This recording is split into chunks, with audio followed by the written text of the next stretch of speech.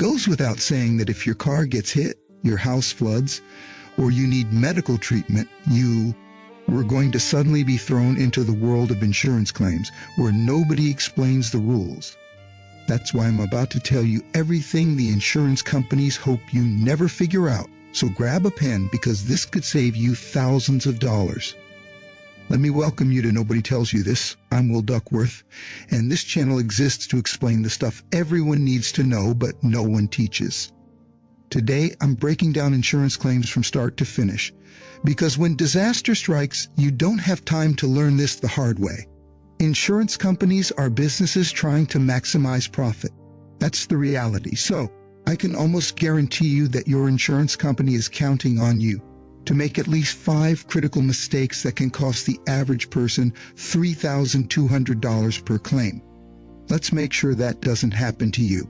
So, what is it that they don't tell you? We can start with the fact that the first 24 hours after an incident determine whether you get a fair settlement or get screwed.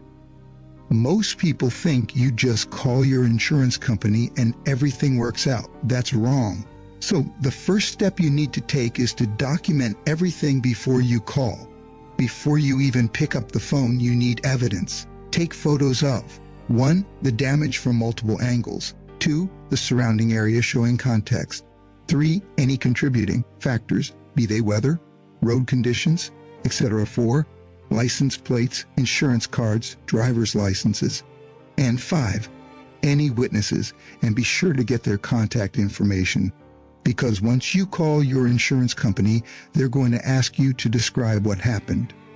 And here's what nobody tells you. They're recording that call, and anything you say can and will be used to reduce your payout. And when you do call, the words you use are extremely important, so use these exact words. When you call, say, "I want to report a claim," and request a copy of my policy declarations page and claim procedures. Don't elaborate. Don't speculate. Don't apologize. Just report facts. Here is another mistake that can cost you money. Never say, "I think," or "maybe," or "I'm not sure." If you don't know something, say, "I don't have that information right now, but I'll provide it when I do." Insurance companies use uncertainty against you. Now let's move on to understanding your policy. As I'm sure you can imagine, the fine print matters, and obviously your insurance policy is a contract, and yet it's written in a way that makes it almost impossible to understand. So let's highlight the sections that actually matter most. First, you have the declarations page and your coverage limits, which tells you the maximum amount the insurance company will pay. But here's the catch. There are usually sublimits for specific types of damage. For example, you might have $100,000 in homeowners coverage, but only $2,500 for jewelry theft. With respect to the deductible structure, most people know they have a deductible. But did you know some policies have percentage deductibles for certain types of claims? If you have a $250,000 house and a 2% wind deductible, you're paying $5,000 out of pocket for wind damage. As for exclusions, or what the insurance company won't pay for, this is where insurance companies hide the gotchas. Common exclusions include flood damage, which requires separate flood insurance, normal wear and tear, damage from animals you own, and business use of your vehicle. Again, you need to pay close attention to policy language, which companies can use as a kind of secret weapon. For example, when your policy says they'll pay for actual cash value versus replacement cost, that can be a difference of thousands of dollars. Replacement cost pays for a new item. Actual cash value pays for a used, depreciated item, so know which one you have. Now let's move on to the claims process, step by step. Here's exactly how the process works and where people get trapped. The first phase, the assignment of your claim, normally occurs within the first 3 days. Your claim gets assigned to an adjuster, but here's what nobody tells you. Adjusters have quotas. They're rewarded for closing claims quickly and cheaply. Your job is to slow things down and make sure everything gets documented properly. The second phase is the investigation, typically within the next 18 days, during which the adjuster will want to inspect the damage and take statements. This is where most people get railroaded. So here is your protection strategy for property claims. Be present during the inspection. Take your own photos alongside theirs. Ask them to explain their assessment process. Request a copy of their inspection report. For auto claims, get the car inspected at a shop you trust, not just their preferred shop. Understand the difference between OEM parts, aftermarket parts, and used parts. Know that you can usually choose your repair facility. Phase 3 is the estimation, which usually takes place from about the 22nd to 35th day of the process. The insurer will provide a damage estimate, and the trap is that their first estimate is almost always low. Why is this? It's because most people accept it without question. So what your response needs to be is as follows. Thank you for the estimate, but I'd like to get a second opinion from a contractor or mechanic of my choice. I'll provide that estimate for comparison. The magic of this is what's called the supplement, which you can request if repairs cost more than the insurer's estimate. But you have to ask for it. Most people just pay the difference themselves. There are several other common red flags and warnings, so let's take a look and see how you can counter them. These are predictable tactics insurers use to reduce payouts. The first big one is the quick settlement. The insurer will call within days offering a quick settlement to, quote-unquote, get this off your plate. This is almost always less than you deserve. Your counter move is to say, I appreciate the offer, but I need time to fully assess the damage and consult with professionals.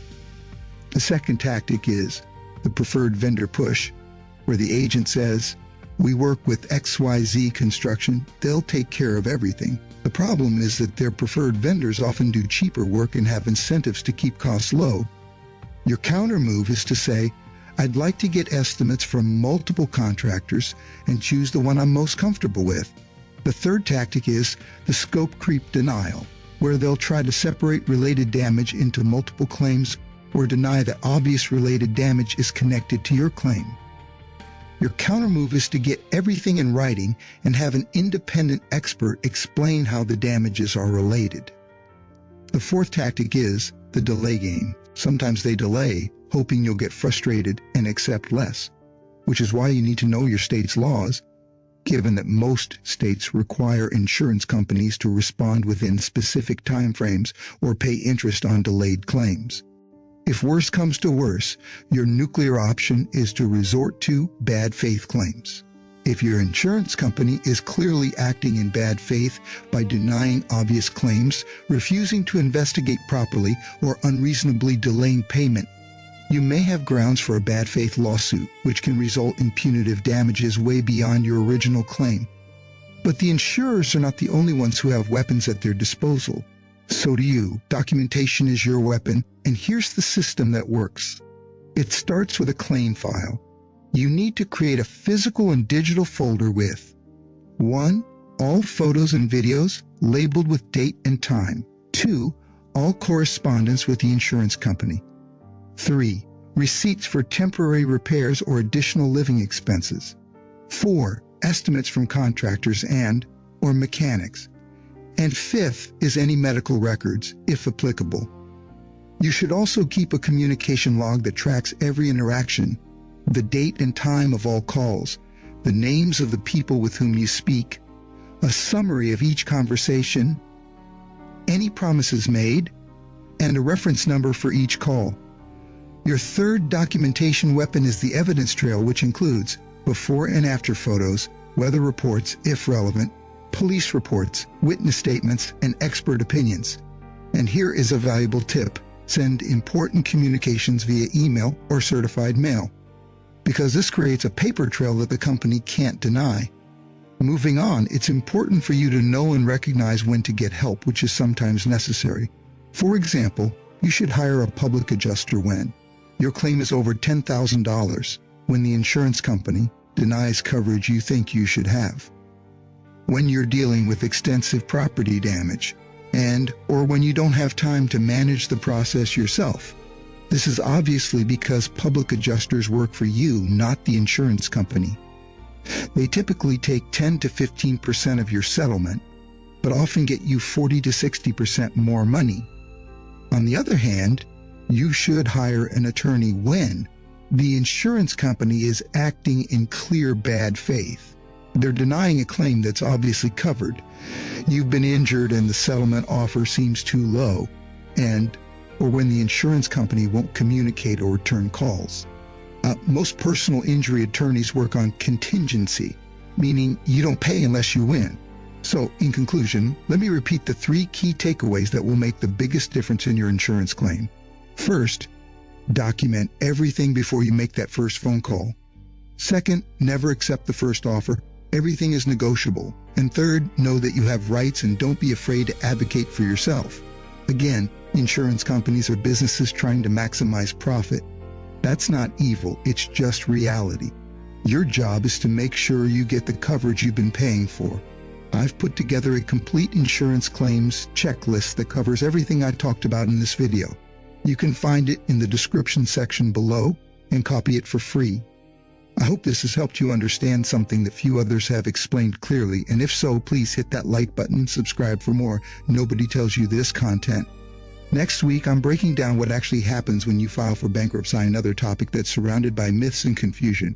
Drop a comment if you've dealt with insurance claims before. What's one thing you wish you'd known going in? Your experience might help someone else avoid a costly mistake. Thanks for watching, and remember, the system works better when you know how it actually operates.